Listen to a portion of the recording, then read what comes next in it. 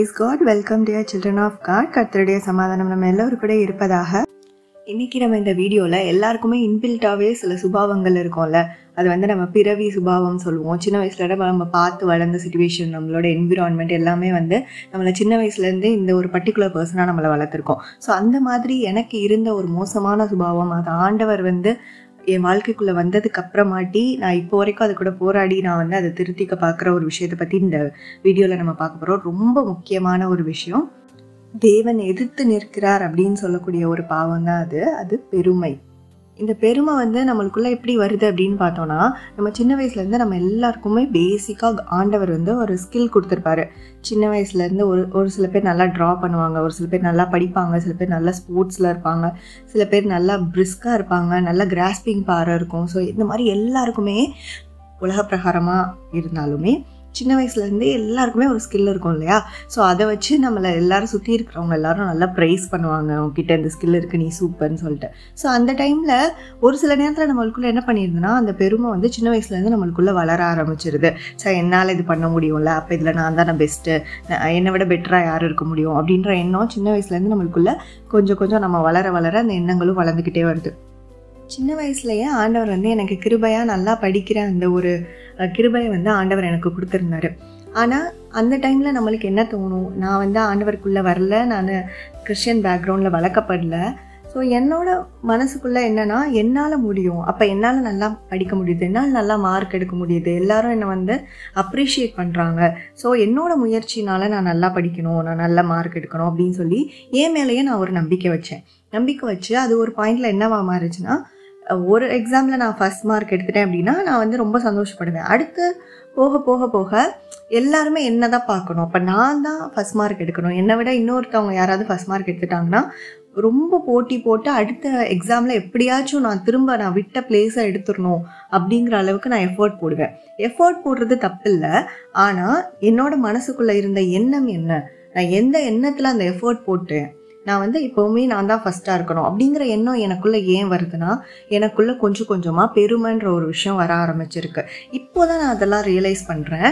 நான் அப்போது ஆவிக்குரிய கண்கள் எனக்கு திறக்கப்படாத இருந்தப்போ, நான் இந்த உலக பிரகாரமாக வாழ்ந்தப்போ எனக்கு அதுதான் சரி, அதுதான் சரியான பாதை அப்படிங்கிற ஒரு எண்ணத்தில் போயிட்டு இருந்தேன். அப்போ நேச்சுரலாகவே நம்மளுக்குள்ளே டேலண்ட் அப்படிங்கிற ஒரு விஷயம் இருக்கிறப்போ நம்ம நிறைய எஃபோர்ட் போட தேவையில்லை இல்லையா? ஸோ அப்போ நம்மளுக்கு அது நேச்சுரலாகவே வருது அப்படிங்கிறப்ப அது ஒரு பாயிண்டில் அசால்ட்னஸாக மாறுது. ஒரு பாயிண்டில் என்னால் முடியும்ல, என்னால் பண்ண முடியும்ல அப்படின்ற அது திமிரையும் கர்வத்தையும் அப்படியே கொஞ்சம் கொஞ்சமாக மாம்சத்தின் கிரியைகள் எல்லாத்தையும் கொண்டு வருது. ஸோ அப்போ என்னோட மைண்டில் இருந்த ஒரு விஷயம் என்னென்னா, நம்ம இந்த உலகத்தில் வாழ்ந்துட்டு மறிக்க போகிறோம், அடுத்து என்ன நடக்கும்னு யாருக்கும் தெரியாது. ஸோ அது வரைக்கும் நம்ம இந்த உலகத்தில் வாழ்கிற வரைக்கும் நம்ம எல்லாத்துலேயும் டாப்பாக இருக்கணும். இந்த எண்ணங்கள் மட்டும்தான் என் வாழ்க்கையில் 16 வயசு வரைக்கும் இருந்துச்சு. ஆனால் அதுக்காக நான் எஃபர்ட் போட்டேன்னா, நான் அதுக்காக நான் எல்லா விஷயமும் பண்ணேன்னா, அப்படியும் நான் பண்ணலை. என்னோட என்னன்னா, எனக்கு டேலண்ட் இருக்குது, நான் எப்படினாலும் நான் பாஸ் பண்ணிடுவேன், எப்படினாலும் நான் ஃபஸ்ட் மார்க் எடுத்துருவேன், இவ்வளோ தான் என்னோட மைண்டில் இருந்துச்சே தவிர அதுக்கு இவ்வளோ எஃபர்ட் போடணுங்கிற எண்ணங்கள் கூட எனக்கு இல்லை. இந்த மாதிரி ஒரு ஆட்டிடியூட் எனக்குள்ளே இருந்ததுனால தானோ என்னவோ, எனக்கு கடவுள்னு ஒருத்தவர் இருக்கிறாரு, அவர் தான் இந்த உலகத்தை படைச்சார் அப்படின்னு சொல்கிறப்போ என்னோட மனம் அதை ஏற்றுக்கொள்ள அந்த தேவை இல்லாத ஒரு சிச்சுவேஷனாக இருந்ததோ அப்படின்ட்டு எனக்கு தோணுது. ஏத்திஸ்டாக இருக்கிற பலரும் ஆண்டவர் வேணாம், அக்னோஸ்டிக் அப்படின்னு சொல்லி ஒரு பாட்டு சொல்லுவாங்களா? ஸோ அவங்க எல்லாருக்குமே என்னென்னா, இந்த உலகம்தான் நிரந்தரம், ஸோ இந்த உலகத்துக்கு அப்புறம் இன்னொரு லைஃப் இருக்குது அப்படிங்கிறதுலாம் அவங்களுக்கு தோணாது. ஏன்னா அவங்களாலே அவங்கள பார்த்துக்க முடியும், அவங்க செல்ஃப் சஸ்டைன்டாக இருப்பாங்க. அவங்க நினச்சா இன்றைக்கி ஒரு வேலை போனாலும் இன்னொரு 3-4 மாதத்தில் இன்னொரு வேலை அவங்களால எடுத்துக்க முடியும். ஸோ இந்த மாதிரி ஒரு மைண்ட் செட்டில் இருக்கிறவங்க தான் கடவுள் தேவையில்லை அப்படின்னு நினைக்கிறாங்க.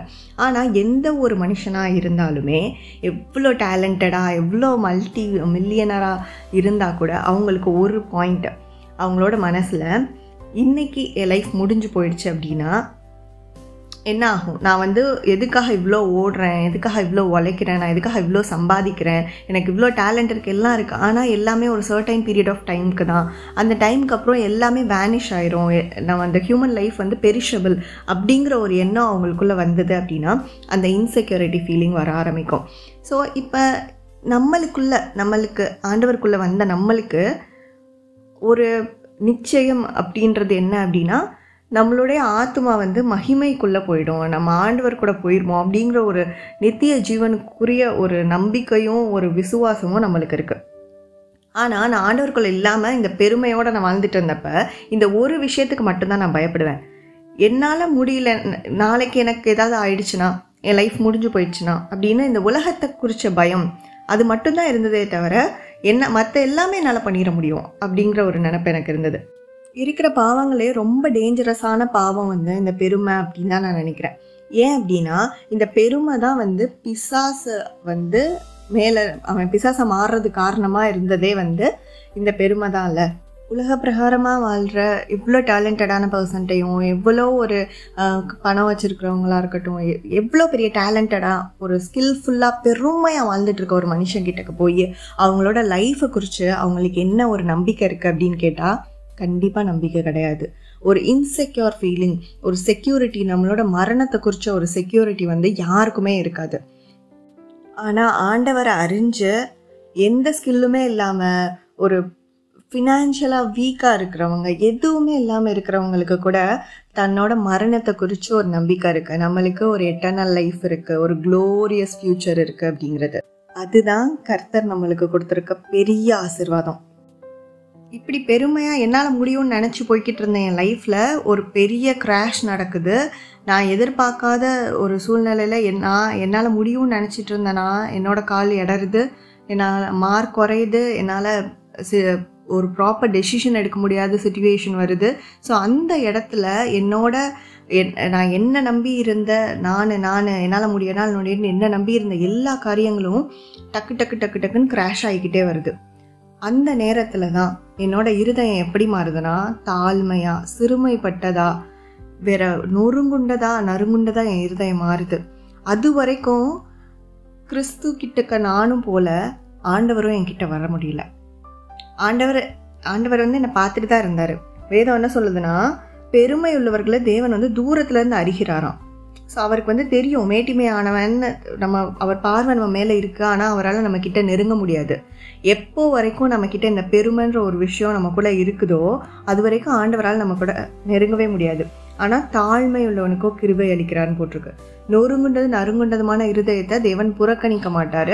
நொறுங்குண்ட இருதயத்துக்கு தேவன் சமீபமாக இருக்கிறார். ஸோ எப்போ தேவன் நம்மளுக்கு சமீபமாக முடியும்னா, நம்ம இந்த பெருமைங்கிற விஷயத்தை முற்றிலுமாக அழித்து நம்ம தேவனோட சமூகத்தில் நம்மளை ஃபுல்லாக தாழ்த்தும் போது, எப்படி நினிவே ஜனங்கள்கிட்ட வந்து யோனா போய் அவங்கள்ட்ட எல்லாமே இருந்துச்சு, அவங்க செல்வ செழிப்பாக இருந்தாங்க, அவங்களுக்கு தேவையான எல்லா விஷயங்களும் இருந்தது, அவங்களுக்கு வந்து ஒரு ப்ராஸ்பரஸான ஒரு லைஃப் தான் அவங்க வாழ்ந்துக்கிட்டு இருந்தாங்க உலக பிரகாரமாக.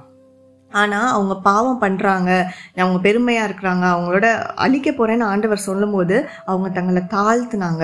அந்த தாழ்மையை ஆண்டவர் பார்த்து அவங்கள்ட்ட இருந்த அவங்க பெருசாக வேண்டிய எல்லா காரியங்களையும் மாற்றி அவங்களுக்கு புது வாழ்வு கொடுத்தாரு. ஸோ அதே மாதிரி தான் இப்போ நம்மளோட லைஃப்லையும் நம்ம ரட்சிக்கப்பட்டதுக்கப்புறம் ஆண்டவர் நம்மளுக்கு புது வாழ்க்கை கொடுத்துருக்குறாரு. ஸோ அப்போ நம்ம எவ்வளோ தாழ்மையாக இருக்கணும் ஆண்டவர்கிட்ட. நான் இந்த மாதிரி எனக்கு பிரச்சனைலாம் நடந்து நான் ஆண்டவரை ஏற்றுக்கொண்டப்போ நான் என் இருதயத்தை ஊற்றி ஆண்டவர்கிட்ட நான் ஜெபிச்சு நான் ஒப்பு கொடுத்து நான் முதலாக என்னை தாழ்த்தினப்போ என்னோட மனசுக்குள்ளே இருந்த ஒரு பெரிய பேர்டன் என்னை விட்டு போன மாதிரி ஒரு ஃபீல் இருந்தது. நான் அப்படிங்கிற அந்த பெருமையை விட்டு கொடுத்தா நம்மளோட இருதயமே அப்படியே லேசாகிடுது. தேவனே நீங்கள் தான் எனக்கு எல்லான்னு நம்மளோட பாரத்தை எல்லாம் நம்ம வேற ஒருத்தவங்க நம்மளோட இந்த வானத்தையும் பூமியும் படித்த தேவன், ஸோ த மோஸ்ட் ஹை கிட்டக்க அவரோட பாதத்தில் எல்லாத்தையும் இறக்கி வச்சோடனே நம்ம அப்படியே ஃப்ரீ ஆகிடுறோம். நம்ம வந்து எப்போ வரைக்கும் என் முயற்சி என்னால் முடியும் நான் பண்ணிடுவேன்னு நினைக்கிறோமோ அப்போ வரைக்கும் அந்த பேர்டன் எல்லாம் நம்ம இருதயத்தை போட்டு அப்படியே நச்சுக்கிட்டே இருக்கா. ஆனால் ஆண்டவரோட பாதத்தில் இறக்கி வச்சதுக்கப்புறம் என்னோட உடம்பே அவ்வளோ ஃபீலாக, என்னோட மனசு அவ்வளோ ஃபீலாக மாற ஆரம்பிச்சிச்சு. நான் ஃபர்ஸ்ட் அட்டன் பண்ண அந்த ஃபாஸ்டிங் ப்ரேயர் மீட்டிங்கில் ஆண்டவர் என் கூட பேசின வார்த்தை பேதுருவில் வர்ற வசனம், ஏற்ற காலத்திலே கர்த்தரனை உயர்த்தும்படிக்கு அவரோட பலத்த கருத்துக்குள்ள அடங்கியிரு. இந்த வாக்குத்தத்தோட ஆண்டவர் என்கிட்ட பேசினாரு.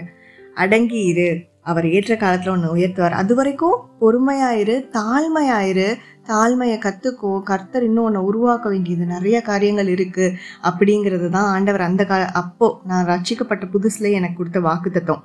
இப்போ வரைக்கும் ஆண்டவர் வந்து என்னை உருவாக்கி கொண்டே இருக்காரு. நான் தப்பு பண்ண எனக்கு சொல்லி கொடுத்துட்டே இருக்காரு. நான் ரிப்பண்ட் ஆகிறதுக்கு, நான் மனம் திரும்பி இன்னும் கொஞ்சம் ஆண்டவர்கிட்ட வர வர வர இருதயம் புதிதாகி கொண்டே இருக்கு. ஒவ்வொரு நாள் நம்ம ஸ்பிரிச்சுவல் மேன், இன்னர் மேன் வந்து ஸ்ட்ராங் ஆகிக்கிட்டே போகிறாங்க. ஒவ்வொரு நாள் நம்ம இன்னர் மேன் வந்து பியூரிஃபை ஆகிக்கிட்டே போகிறாங்கல்ல. ஸோ இதெல்லாம் நடந்து ஒரு பாயிண்ட் வரும். அந்த பாயிண்டில் வந்து ஆண்டவர் கண்டிப்பாக நம்மளை உயர்த்துவார். ஆனால் அது வரைக்கும் நம்ம எப்படி இருக்கணும்னா தாழ்மையாக இருக்கணும், அடங்கி இருக்கணும், அவரோட பலத்தை கைக்குள்ளே அடங்கி இருக்கணும், அவரோட சித்தத்தை கேட்டு அவருடைய வார்த்தைகளுக்கு கீழ்ப்படிஞ்சு இது இப்படிலாம் நம்ம இருக்கும்போது ஒரு பாயிண்டில் ஆண்டவர் நம்மளை உயர்த்துவார். ஏன் தெரியுமா? இவ்வளோ ப்ராசஸ் நம்மளை வந்து அந்த தாழ்மைக்குள்ளேயும் சிறுமைக்குள்ளேயும் மேடு பள்ளங்களுக்குள்ளேயும் நம்மளை கூட்டிகிட்டு போகிறதுக்கு ஒரு ரீசன் வந்து அந்த டைமில் ஆண்டவர் உயர்த்துவார்ல ஒரு பாயிண்டில். அந்த டைமில் ஆண்டவர் நம்மளை எவ்வளோ உயரத்தில் வச்சாலும் நம்ம எல்லா மகிமையையும் எல்லா ஒரு புகழையும் ஆண்டவருக்கு கொடுத்துருவோம் நம்மளுக்கு. ஏன்னா அப்போது நம்ம ரியலைஸ் பண்ணிடுவோம் நம்மளால் எதுவுமே கிடையாது, நம்மளை படைச்ச தேவனால தான் எல்லாமே முடியும் அப்படிங்கிறத நம்மளை ரியலைஸ் பண்ண வைக்கிறதுக்காக தான் இந்த சிறுமைப்படுத்தப்பட்ட பாதை, நம்மளுக்கு வர்ற பிரச்சனை, போராட்டம், உடைக்கப்படுதல், நம்ம திருத்தப்படுறது, நம்மளை வந்து பியூரிஃபை பண்ணுறது, இது எல்லா ப்ராசஸையும் தாண்டி போயிட்டு ஆண்டவர் நம்மளை உயர்த்தும் போது எப்படி தாவீது ராஜா வந்து ஆடுகளுக்கு மத்தியில் இருந்தவரை வந்து இவ்வளோ பெருசாக ஆண்டவர் உயர்த்தி வச்சார் ராஜாவா. ஸோ அதே மாதிரி அவர் வந்து ராஜாவானதுக்கப்புறம் அவர் ஒரு போருக்கு கூட ஆண்டவர்கிட்ட கேட்காம போனதில்லை. அவர் ஒரு காரியங்களை கூட ஆண்டவர்கிட்ட கேட்காம செய்ய மாட்டார். ஏன்னா அவருக்கு தெரியும் God is everything for him. So அந்த லெவலுக்கு நம்ம போகணும் அப்படின்னா எப்படி நம்ம ஆண்டவருக்கு ரொம்ப பிரியமானவர் இல்லை தாவீது. ஸோ அந்த மாதிரி நம்ம மாறினக்கப்புறம் கண்டிப்பாக ஆண்டவர் நம்மளை உயர்த்துவார். நம்மளுக்குள்ளே எவ்வளோனா நம்மளுக்கு ஸ்கில்ஸ் இருக்கலாம், அது வந்து சின்ன வயசுலேருந்தே ஆண்டவர் நம்மளுக்கு கொடுத்துருக்கலாம். ஆனால் அது எதுக்கு கொடுத்துருக்காரு அப்படிங்கிறத நம்ம ஒரு நிமிஷம் யோசித்து பார்க்கணும். அதை வந்து நம்ம என்ன பண்ணலாம்னா கடவுள்கிட்டக்கே ஒப்பு கொடுத்துடலாம். ஒப்பு கொடுத்து ஆண்டவரை எந்த சித்தத்துக்கு நீங்கள் என்ன சித்தம் வச்சுருக்கீங்க, எதுக்காக எனக்கு இந்த ஸ்கில் கொடுத்துருக்கீங்க, எனக்கு இந்த டேலண்ட் கொடுத்துருக்கீங்க. ஒரு சில பேர் வந்து சூப்பராக வந்து ப்ரெசன்ட் பண்ணுவாங்க, ஒரு சில பேர் வந்து புரியாத ஒரு காம்ப்ளெக்ஸான ஒரு ப்ராப்ளமை கூட ரொம்ப சிம்பிளாக சொல்லி கொடுப்பாங்க. ஸோ இதெல்லாம் எதுக்கு இப்படிலாம் ஒவ்வொருத்தவங்களுக்கு ஒவ்வொரு ஸ்கில் இருக்கே, ஏன் எதுக்காக ஆண்டவரே எனக்கே இந்த ஸ்கில் கொடுத்துருக்கீங்க, இது மூலயமா நீங்கள் வந்து உங்களை எப்படி மகிமைப்படுத்தலாம், உங்களுடைய நாமத்தை நான் எப்படி பிரஸ்தாவப்படுத்தலாம் அப்படின்னு சொல்லி ஆண்டவர் கையில் நம்ம ஒப்பு கொடுத்துட்டோம் அப்படின்னா நம்மளை வந்து சூப்பராக ஆண்டவரே நடத்தி கொண்டு போயிடுவார். ஒரு வசனம் இருக்குல்ல நீதிமொழிகளில், தாழ்மைக்கும் கர்த்தருக்கு பயப்படுதலுக்கும் வரும் பலன் ஐஸ்வர்யமும் கனமும் ஜீவனுமாம் அப்படின்னு சொல்லிட்டு. அப்போ அந்த ஐஸ்வர்யம் கனமும் ஜீவனும் வர்றதுக்கு வந்து தாழ்மையும் கர்த்தருக்கு பயப்படுதலாம். இது ரெண்டுமே வந்து இன்டர் கனெக்டடாக இருக்குது. நம்ம கர்த்தருக்கு பயந்தா நம்ம வந்து தாழ்மை உள்ளவங்களா, கர்த்தருக்கு கீழ்ப்படிந்து அவருடைய கட்டளைகளுக்கு கீழ்ப்படிந்து அன்பாக நடப்போம். ஆனால் நம்ம வந்து இப்போது கர்த்தருக்கு கீழ்ப்படியில்லைன்னா நம்ம வந்து நம்மக்கிட்ட தாழ்மை இல்லைன்னு அர்த்தம். அப்போ நம்ம தாழ்மை இருக்குது ஆண்டவர்கிட்ட வந்து நான் என்னை தாழ்த்துறேன் அப்படின்னா என்ன அர்த்தம்னா நம்ம ஃபஸ்ட்டு ஆண்டவர்கிட்ட அவரோட வார்த்தைகளுக்கு கீழ்ப்படிஞ்சு ஆண்டவர் நம்ம கிட்ட என்ன கேட்குறாரு, என்கிட்ட அன்பாரு, முழு இருதயத்தோடு என்னை வந்து அன்பு செய்ய, அதே மாதிரி மற்றவங்க கிட்டையும் அன்பாரு. ஸோ இந்த மாதிரி ஆண்டவர் சொல்கிற காரியங்களை இப்போ ஆண்டவர் பரிசுத்த ஆவியானவர் நம்ம வந்துட்டாருன்னா நம்ம செய்கிற ஒவ்வொரு விஷயத்துலையும் நம்மளை சொல்லுவார், நீ என்ன வார்த்தை பேசுகிற, நீ என்ன செயல்கள் செய்கிற, எல்லாத்துலேயும் வந்து நம்மளை வந்து சுத்திகரித்து கொண்டே வருவார். ஸோ நம்ம அப்படி சாங்டிஃபை ஆகிக்கிட்டே வர வர வர வர ஒரு பாயிண்டில் வந்து நம்ம வந்து ஆண்டவர் இந்த எல்லா ஆசீர்வாதங்கள்னால ஐஸ்வர்யமும் மகிமையும் ஜீவனுமா, ஸோ இந்த எல்லா ஆசீர்வாதங்களுமால நம்மளை வந்து நிரப்பாரு. இதில் இன்னொரு கேட்டகரி இருக்குது, பெருமை பேசுகிற நாவுன்னு சொல்லிட்டு. சங்கீதம் 12வது அதிகாரம் 3வது வசனத்தில் பெருமை பேசுகிற நாவை கர்த்தர் அறுத்து போடுவார் அப்படின்னு போட்டிருக்கு. ஸோ இந்த பெருமை பேசுறதுங்கிறது வந்து கம்ப்ளீட்டாக அப்படியே பிசாசோட சுபாவம் தான். அவன் தான் வந்துட்டு நம்மக்கிட்ட என்ன சொல்லுவான்னா, மற்றவங்க எல்லாரையும் வந்து உன்னை விட கீழே, நீ தான் பெட்டர் அப்படிங்கிற ஒரு எண்ணம் கொண்டு வந்து இன்னொருத்தவங்க பெட்டராக ஆகக்கூடாது அப்படின்னு நினைக்கும் போது நம்மளுக்குள்ள திரும்ப பொறாமை, வைராக்கியம், கோபம், எரிச்சல், இந்த எல்லா காரியத்தையும் நம்மளுக்குள்ளே கொண்டு வந்துடுவான். சில பேர் வந்து ரொம்ப பெருமையாக பேசிக்கிட்டே இருப்பாங்க. என்னோட சரௌண்டிங் இது வந்து நிறைய எல்லாரோட சரௌண்டிங்ஸில் இருக்கும். என்னோட சரௌண்டிங்ஸில் ஒருத்தவங்க வந்து என்னோட ரிலேட்டிவ் ஒருத்தவங்க இருந்தாங்க. அவங்களோட க்ளோஸ் ரிலேட்டிவ் அவங்க வந்து என்னை விட ஒரு 2-3 இயர்ஸ் ஜாஸ்தி அந்த அண்ணாக்கு. அந்த அண்ணா வந்து சின்ன வயசுலேருந்தே சூப்பராக படிப்பாங்களாம். ஸோ அவங்கள பற்றி எப்போவுமே வந்து என்னோடய ரிலேட்டிவ் வந்து என்கிட்ட பெருமையாக சொல்லிக்கிட்டே இருப்பாங்க. ரொம்ப அவங்க வந்து எப்பயுமே புக்கு படிப்பாங்க, அவங்க சூப்பராக படிப்பாங்க, அவங்க எல்லா விஷயத்துலையுமே டாப்பாக இருப்பாங்க. அவங்க சின்ன வயசுலேருந்தே அவங்க டாக்டர் ஆகணும்னு ட்ரீம் பண்ணிகிட்டே இருந்து அவங்க ட்ரீமே அச்சீவ் பண்ணிட்டாங்க. அவங்க படிக்கிற புக்கில் இருந்து அவங்க பார்க்குற மூவிஸ்லேருந்து ஒவ்வொரு விஷயமா சொல்லி சொல்லி அவங்கள பற்றி அவ்வளோ பெருமையாக பேசுவாங்க. ஸோ அப்போ நம்மளுக்கே என்ன தோணுன்னா, சரி இவ்வளோ ஒரு ப்ரில்லியண்ட்டாக இருக்காங்களே அவங்கன்ற மாதிரி நம்மளுக்கு தோணும். பட் அது ஒரு பாயிண்டில் வந்து நம்மளுக்கு என்ன ரொம்ப பெருமையாக பேசுகிறாங்களோ அப்படின்னு தோண ஆரம்பிக்கும். ஸோ இப்படியே போய்கிட்டு இருந்தது. ஒரு பர்டிகுலர் பாயிண்ட் ஆஃப் டைமில் வந்து இந்த கொரோனா வந்த டைமில் என்ன ஆயிடுச்சுன்னா, அவங்களுக்கு மேரேஜ் ஆயிருந்தது. அப்போ தான் அவங்களுக்கு மேரேஜ் ஆகி ஒரு 2-3 மந்த்ஸ் தான் இருக்கும். அந்த டைம் கொரோனா வந்தப்போ அவங்களோட ஒய்ஃபுக்கு கொரோனா வந்துருச்சு. வந்தப்போ இவங்க டாக்டர்னு சொன்னேன் இல்லையா, ஸோ இவங்க வந்து ஏதோ ஒரு ஃபீவரோ ஏதோ வந்தப்போ அவங்க இன்ஜெக்ஷன் அந்த கொரோனாவோடு சேர்த்து வேற ஒரு இன்ஜெக்ஷன் ஏதோ ஒன்று போட்டு அவங்களுக்கு வந்து என்ன ஆயிடுச்சு அப்படின்னா, அந்த இன்ஜெக்ஷனால் அவங்களுக்கு இன்ஃபெக்ஷன் ஆகி அவங்க ஒய்ஃப் வந்து இறக்குற ஸ்டேஜுக்கு போயிட்டாங்க. அவங்க இறந்தே போயிட்டாங்க. ஸோ அப்போ வந்து இது ஒரு பெரிய இஷ்யூ ஆகிடு, நிறைய நியூஸ் பேப்பர்லாம் வந்து பெரிய நியூஸ் ஆகிடுச்சு. ஸோ அது கேள்விப்படும் போது என்னோடய மனசுக்குள்ளே வந்து தோணுது, எவ்வளோ பெருமையாக அவங்கள பற்றி பேசுவாங்க, அவங்க வந்து டாக்டர் ஆயிடுவாங்க, அவங்க தான் பெஸ்ட்டு ப்ரில்லியண்ட்டுன்னு சொல்லுவாங்க. பட் இப்போ அதுவே அவங்களுக்கு ஒரு சோதனையாக மாறிடுச்சே.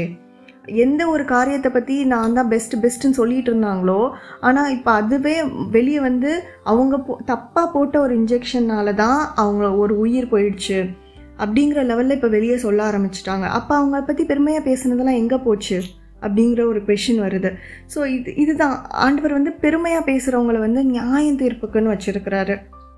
பிசாசுக்கு நியாய தீர்ப்பு இருக்கிற மாதிரி பிசாசோட பிள்ளைங்க தான் இந்த பெருமையின் சுபாவம் இருக்குது நம்மளுக்குள்ளே இருக்குன்னா அது வந்து பிசாசோட சுபாவம். ஸோ நம்ம வந்து ஆண்டவரோட பிள்ளைங்களாக இருக்கும்போது ஆண்டவருடைய ஒளி, நம்ம ஒளியின் ராஜ்யத்துக்குள்ளே நம்ம வந்துட்டோம் அப்படின்னா நம்மளுக்குள்ளே இந்த இருள் வந்து இருக்கவே கூடாது. ஏன்னா ஆண்டவர் வந்து நம்மளை எந்த மனுஷனையும் பிரகாசிப்பிக்க செய்கிற மெய்யான ஒளி. ஸோ ஆண்டவரோட ஒளி நம்மளுக்குள்ளே வந்துருச்சுன்னா, நம்ம வந்து கர்த்தர் நம்மக்கிட்ட நீதியின் சூரியனா நம்மள்கிட்ட உதிக்கிறாரு அப்படின்னா, நம்ம இந்த எல்லா காரியங்களையும் இருளாக இருக்கிற நம்மக்கிட்ட பழைய பாவங்கள் எல்லாத்தையுமே, அது எவ்வளோ குட்டி பாவம்னு நம்ம நினச்சிக்கிட்டு இருந்தால் கூட எல்லாத்தையும் விட்டு வெளியே வர நம்ம முயற்சி பண்ணிக்கிட்டே இருக்கணும். We have to practise it, we have to make it a habit with the help of Holy Spirit. நம்மளாம் மாம்சீகமாக ட்ரை பண்ணுறது இல்லை. ஹோலி ஸ்பிரிட் கன்விக்ட் பண்ணும்போது உடனே அது கீழ்ப்படிஞ்சு நான் இதை விட்டுறேன் அப்படின்னு சொல்லி ஆண்டவர்கிட்ட ஜெபிச்சு அதை மேற்கொள்ளணும் நம்ம. ஏன்னா நம்ம வந்து ஜெயம் கொள்ளுகிறவன் எவனோ அவனுக்கு வந்து ஜீவ விருட்சத்தின் கனியை புசிக்க கொடுப்பேன்னு ஆண்டவர் சொல்லியிருக்கான். ஸோ நம்ம ஜெயம் கொள்ளுகிறவர்களா ஓவர் கமஸாக நம்ம மாறும்போது தான் எந்த விட முடியாத பாவமாக இருந்தாலும் சரி ஓவர் கம் பண்ணணும். நம்ம பைபிள்லேருந்து ஒரு நல்ல எக்ஸாம்பிள் பார்க்கலாம்னா டேனியலும் நேபுகாத்நேச்சாரும் பார்க்கலாம். இப்போ நேபுகாத்நேச்சார் வந்து ராஜா, பாபிலோன் ராஜா. ஸோ அங்கே வந்து டேனியல் வந்து ஒரு கொண்டு போகப்பட்டு அவர் வந்து ஒரு ஒன் ஆஃப் த மெம்பர்ஸாக இருக்கிறாரு அங்கே கவர்மெண்ட் கவுன்சில் கீழே. அப்போது இவருக்கு நேபுகாத்நேச்சாருக்கு ஒரு கனவு வரும்போது கர்த்தருடைய விசேஷித்த ஆவியானவர் வந்து தானியலுக்குள்ளே வாசம் பண்ணியிருந்தார் அப்படின்னு சொல்லி வேதம் சொல்லுதில்ல. ஸோ ஆவியானவரோட கிருபையினால அவர் வந்து அவரோட ட்ரீமை சொல்லி அதோட இன்டர்பிரிட்டேஷன்லாம் சொல்கிறதுக்கு வராரு. பட் நேபுகாத்நேச்சார் வந்து ரொம்ப பெருமையுள்ளவராக இருக்கிறாரு. அப்படி இருக்கும்போது தானியல் வந்து அவருக்கு வந்து நேச்சுரலாகவே அந்த வரம் இருக்குது. ஆண்டவர் வந்து அந்த கிஃப்ட் கொடுத்துட்டார் அவருக்கு. So he basically have dream interpretation gift. But அவர் போயிட்டு ராஜா உங்களுக்கு என்ன கனவு வந்திருக்கேன் எனக்கு தெரியும், நான் சொல்கிறேன், எல்லாமே எனக்கு தெரியும், ஏன்னா இதெல்லாம் ஜஸ்ட் லைக் தட் எனக்கு அப்படின்னு அவர் பேசியிருக்கலாம். ஆனால் தானியல் எப்படி பேசுகிறாரு, கர்த்தருடைய ஆவியானவர் இருக்கும்போது கர்த்தருக்கு பயந்து அவர் சொல்கிறது ஆண்டவரை தான் ப்ரைஸ் பண்ணுறாரு, ஆண்டவருக்கு தான் க்ளோரி கொடுக்குறாரு. ஆண்டவர் எனக்கு வெளிப்படுத்தினதுக்காக அவருக்கு நன்றி சொல்லிட்டுக்கிறேன். ஆண்டவர் வந்து உங்களுக்கு வெளிப்படுத்துவார், அவர் உண்மையுள்ள தேவன்னு ஃபஸ்ட்டு காடை ப்ரைஸ் பண்ணி க்ளோரிஃபை பண்ணிட்டு தான் அந்த காரியத்தை சொல்ல ஆரம்பிக்கிறாரு. ஒவ்வொன்றா அவரோட ட்ரீமையும் அவரோட இன்டர்பிரிட்டேஷனும். ஸோ தானியேலை வந்து ஆண்டவர் என்ன சொல்கிறாரு, நீ மிகவும் பிரியமானவன், நீ வேண்டிக்கொள்ள தொடங்கிய போதே கட்டளை வெளிப்படுத்தி. ஏன்னா அவர்கிட்ட இருக்கிற தாழ்மை. இதே தான் மரியாள்கிட்ட இருந்து தேவதூதன் வந்து சொன்ன உடனே மரியாள் சொல்கிறாங்க, கர்த்தர் வந்து இந்த அடிமையின் சிறுமையை கண்ணோக்கி பார்த்தார் அப்படின்னு சொல்லிட்டு. ஸோ அந்த தாழ்மை இருக்கிறவங்கள கண்டிப்பாக கர்த்தர் உயர்த்துவார். இதே தான் நம்ம இங்கே பார்க்குறோம். சாமுவேலோட அம்மா அன்னாள் ஜெபிச்சு முடிச்சுட்டு சொல்கிறாங்க, கர்த்தர் சிறியவனை புழுதியிலிருந்து எடுத்து ஜனத்தின் அதிபதிகளோடும் பிரபுக்களோடும் உட்கார பண்ணுகிறார், அவர் என்னோட கண்ணோக்கி பார்த்தாருன்னு சொல்கிறாங்க. ஸோ சிறுமையாக இருக்கிறவங்க நம்ம தாழ்த்தும் போது கண்டிப்பாக ஆண்டவரோட பார்வை நம்ம மேலே படும். நம்மளோட வாழ்க்கையில் நம்மளுக்கு முன்னாடி இருக்கிற தடைகள் எல்லாம் நீக்கி போட்டு அவரே செம்மையான வழியில் நம்மளை நடத்தி கொண்டு போவார். நம்மளோட எல்லா பார்ட்ஸ், நம்மளோட வழிகள் எல்லாம் கர்த்தருக்கு ஒப்புவித்து அவர் மேல் நம்பிக்கையாக இருக்கும்போது அவர் காரியத்தை வாய்க்க பண்ணுவார்னு வேதம் சொல்லுது. ஸோ டேவிட் ராஜா வந்து எங்கே போகும்போதும் அவர் வந்து ஃபஸ்ட்டு ஆண்டவர்கிட்ட கேட்டுட்டு, நான் இங்கே போருக்கு போகிறேன், எனக்கு ஹெல்ப்புக்கு வாங்க, எனக்கு முன்னாடி போங்க, எப்போதும் கர்த்தரை எனக்கு முன்பாக வச்சிருக்கிறேன்னு சொல்கிறாரு. ஸோ அந்த தாழ்மை தான் நம்மளுக்கு முக்கியம். எப்போவுமே என்னால் முடியும் அப்படின்ற எண்ணத்தை விட்டுட்டு கர்த்தர் எனக்கு முன்பாக இருக்கிறாரு, கர்த்தர் எனக்கு முன்னாக போகிறாரு, அவர் கோணலான உள்ள செவ்வையாக்குவார், இஸ்ரவேல் தேவன் பின்னே இருந்து என்னை பாதுகாத்து கொள்வார், ஆண்டவர் என்னை உயர்த்துவாருன்னு சொல்லி எல்லா மகிமையும் கனமும் எப்போவுமே ஆண்டவர்கிட்ட கொடுத்துட்டே இருக்கணும். இந்த நேபுகத் நேச்சர் வந்து அவர் புறஜாதி தான், ஆண்டவரை பற்றி தெரியாது. ஆனால் இந்த மாதிரி தானியேல் வந்து சொல்லும்போது ஆண்டவர் தான் வெளிப்படுத்துகிறாரு அப்படிங்கிறது வந்து அவருக்கு புரியுது இல்லை. ஆனால் அவர் வந்து அடுத்து அந்த பாபிலோன் கட்டிட்டு நான் கட்டின மகாபரிபலன் சொல்லும் போதே, அந்த பெருமையான வார்த்தைகள் அவர் வாயிலிருந்து வரும்போதே ஆண்டவர் வந்து அவர் அடித்தாருன்னு பார்க்குறோம். அடுத்த ஒரு கேட்டகரி என்ன வரும்னா, நம்மளை சுற்றி இருக்கிறவங்க ஒருவேளை பெருமையான ஒரு இதாக இருந்தால், நம்ம இப்போ ஸ்கூல் காலேஜஸ்லாம் படிக்கும்போது நிறையா கேங்காக இருப்பாங்க ஃப்ரெண்ட்ஸ்லாம். ஸோ அதில் ஒரு சில கேங்லாம் பார்த்திங்கன்னா, நான் ஸ்கூல் படிக்கிற டைமில் ஒரு கேங் ஆஃப் ஃப்ரெண்ட்ஸ் இருப்பாங்க. அந்த கேங்கில் வந்து கிட்டத்தட்ட ஒரு 8-9 இருப்பாங்க. ஸோ எல்லாரையுமே அந்த கேங்கோட நேமே வந்து என்ன வச்சுருப்பாங்கன்னா 7:30 o'clock கேங் அப்படின்னு வச்சுருப்பாங்க. அதுக்கு வந்து காரணம் என்னென்னா, அவங்க எல்லாருமே ரொம்ப பெருமையாக அந்த மாதிரியே இருப்பாங்க அந்த கேங்கில் இருக்கிறவங்க எல்லாருமே. ஸோ இதே மாதிரி தான் நம்ம வந்து சுற்றி இருக்கிறவங்க, நம்மளுக்கு வந்து பெருமையான ஒரு ஆளை நம்ம வந்து வச்சிட்ருக்கோம், ஆகாத சம்பாஷணை நல்லொழுக்கத்தை கெடுக்கும். ஸோ சுற்றி இருக்கிற நம்மளோட ஃப்ரெண்ட்ஸ் எல்லாம் பெருமை உள்ளவங்களாக இருந்தாங்கன்னா நம்மளும் பெருமை உள்ளவங்களாக மாறுவோம், அவங்களோட சுபாவங்கள் எல்லாம் நம்மக்கிட்டையும் ஒட்டிக்கும். அதான் வேதம் சொல்லுது, நீ அப்படி இருக்கிறத பார்க்கலும் இருமாப்பாக இருக்கிறவங்களுக்கு வந்து அழிவு தான் இருக்குது, அகந்தையாக இருக்கிறவங்க வந்து தாழ்த்தப்படுவாங்க. ஸோ நீ சிறுமையாக இருக்கிறவங்களோட மனத்தாழ்மையாக இருப்பதே நலம் அப்படின்னு வேதம் சொல்லுது. மனத்தாழ்மையாக இருக்கும்போது கர்த்தர் நம்மளை கனப்படுத்துவார். In this generation we totally lost. இந்த மனத்தாழ்மைங்கிறத வந்து நம்ம வந்து தொலைச்சே விட்டுட்டோம். நம்ம வந்து இப்போது ஒரு செல்ஃபி எடுக்கிறோனாலும் நம்மளை 4 பேர் புகழணும், நம்ம வந்து எல்லாரை விட நம்மளுக்கு வந்து ஃபாலோவர்ஸ் ஜாஸ்தியாக இருக்கணும், எல்லாரை விட நம்மளுக்கு லைக்ஸ் நிறையா வரணும், எல்லாரை விட நம்ம தான் டாப்பாக இருக்கணும், இந்த எண்ணங்கள் தான் நம்மளோட மனசில் வந்து ரொம்ப ஜாஸ்தியாக இருக்குது. இதுக்கு வந்து ஒரு பாயிண்ட் ஆஃப் ரீசன் என்னென்னா இந்த பெருமை தான். இந்த பெருமை நம்மளுக்குள்ள இப்போ ஒரு உங்களோட ஃப்ரெண்டை விட உங்களுக்கு மார்க் ஜாஸ்தியாக வருதோ, இல்லை ஒரு போஸ்ட் போட்டு அதுக்கு லைக்ஸ் ஜாஸ்தியாக வருதோ, உங்களோட மனசுக்குள்ளே ஆட்டோமேட்டிக்காக இந்த பெருமை வந்துடும். ஆனால் ஏசப்பா நம்ம இந்த பூமியில் வந்து நம்மளுக்கு சொல்லி கொடுத்தது மனத்தாழ்மை தான். இல்லை, சகரியா 9வது அதிகாரம் 9வது வசனத்தில் அவர் தாழ்மை உள்ளவரும் அப்படின்னு சொல்லிட்டு சொல்லப்படுது. ஆண்டவரே சொல்கிறார் மத்தேயு 11:29, நான் சாந்தமும் மனத்தாழ்மையுமா இருக்கிறேன் அப்படின்னு சொல்லிட்டு.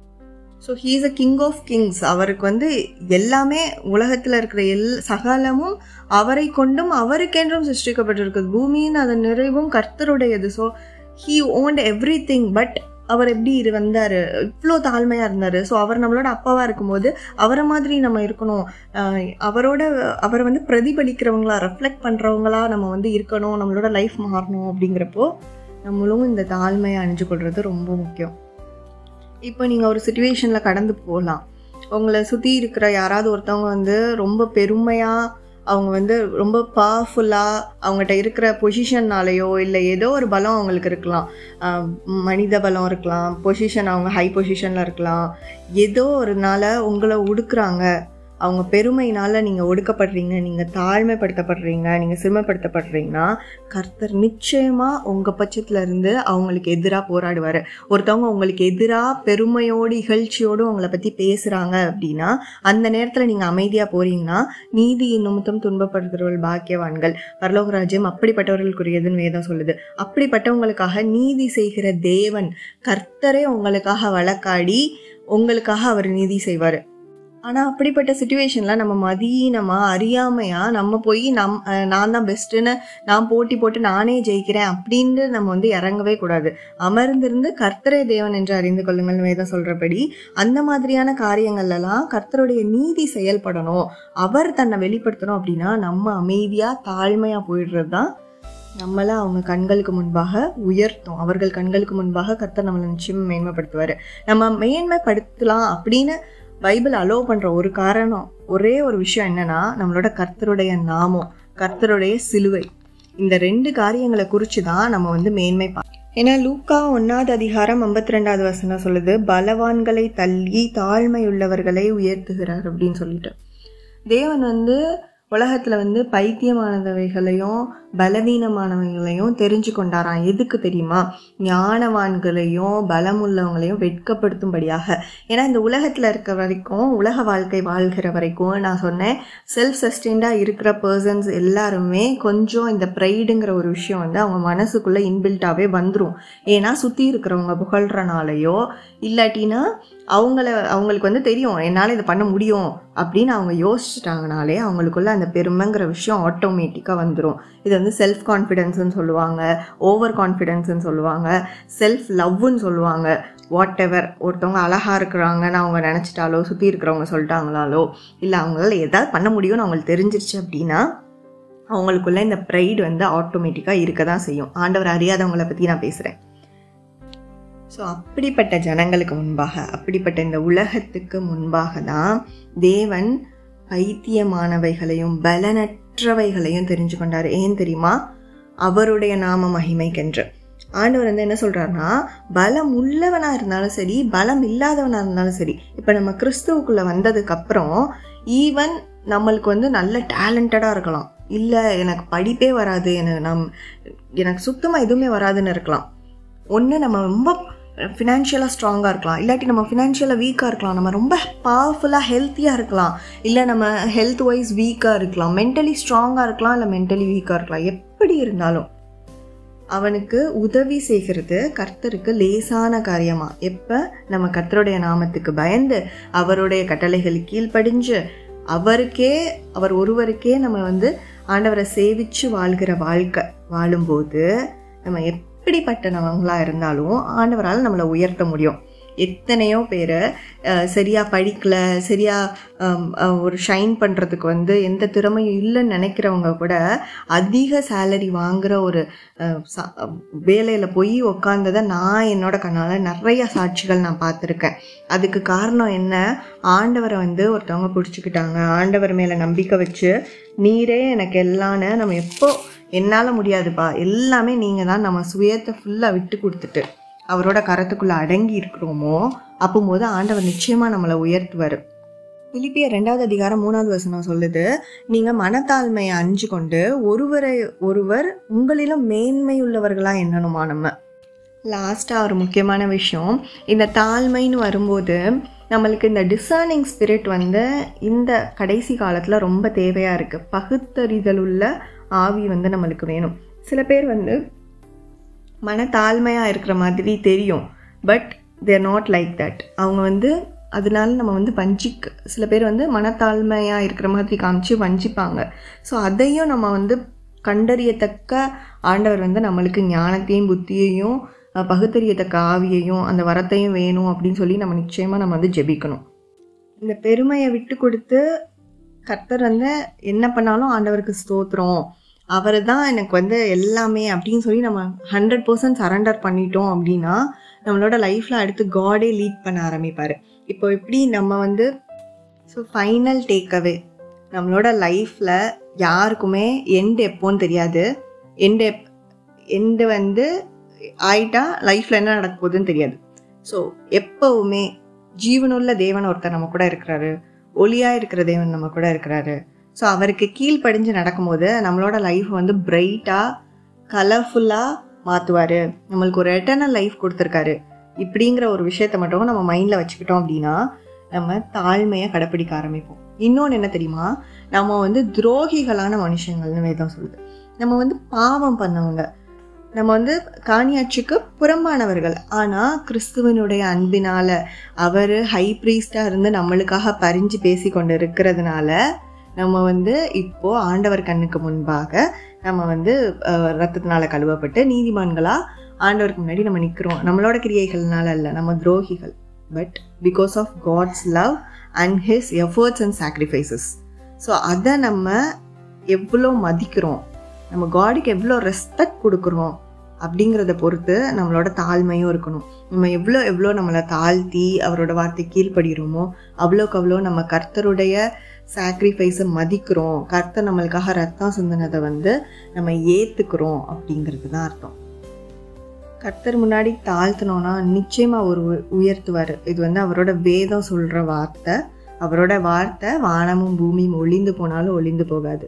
நீங்கள் ஆண்டவர் முன்னாடி உபவாசம் இருந்து இல்லை உங்கள் மனசை ஊற்றி அவர்கிட்ட நொறுங்குண்ட ஆவியோடு ஜெபிச்சு தாழ்த்தினா கண்டிப்பாக 100%, 200% அந்த ஜெபத்துக்கு பதில் உண்டு. கண்டிப்பாக ஆண்டவர் நம்மளை உயர்த்திடுவார்.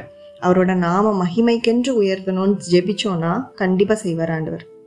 எக்ஸ்பீரியன்ஸில் நான் சொல்கிறேன், நான் வந்து அவ்வளோ மோசமாக ஒரு பாவத்தில் இருந்தேன். என்ன தான் ஆண்டவர் அந்த டைம்லலாம் இந்த எதிர்த்து நிற்பாருன்றதை கேட்கும்போது ரொம்ப மனசு எனக்கு வலிச்சுது.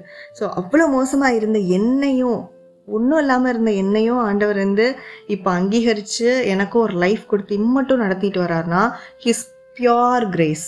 ஆண்டவருடைய கிருபையே அன்றி வேறு ஒன்றும் கிடையாது.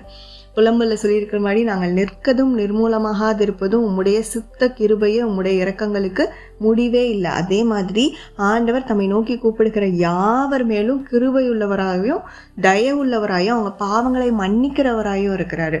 ஸோ ஆண்டவர் கிட்டக்க நம்மளோட வாழ்க்கையை சரண்டர் பண்ணும்போது he will definitely exalt us.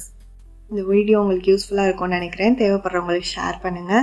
இந்த மாதிரி மரணத்தை குறித்து ஒரு நிச்சயம் இல்லாதவங்க இருக்கிறவங்களுக்கு ஆண்டவரே மெய்யான தேவன், உங்களுக்கு ஒரு எட்டர்னல் லைஃப் இருக்குது அப்படின்றத நம்மளால் முடிஞ்ச வரைக்கும் எல்லார்கிட்டையும் சொல்லுவோம். கர்த்தருடைய நாமம் மாத்திரம் மகிமைப்படுவதாக. கர்த்தர் நம்மை நினைத்திருக்கிறார். அவர் ஆசீர்வதிப்பார். God bless you all.